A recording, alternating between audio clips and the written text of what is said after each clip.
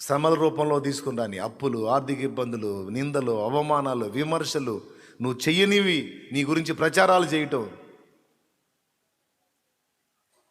హృదయానికి గాయం కలిగించే సన్నివేశాలు, పరిస్థితులు, ఒక్కొక్కళ్ళు ఒక్కొక్క విధంగా నలిగిపోతున్న పరిస్థితి. ఎవరు ఎన్ని రకాలుగా నలుగుతున్నా ఒక్కటే సమాధానం, ఇవన్నీ వాడు తీసుకొచ్చి నీతో గేమ్ ఆడుతున్నాడు. వాడు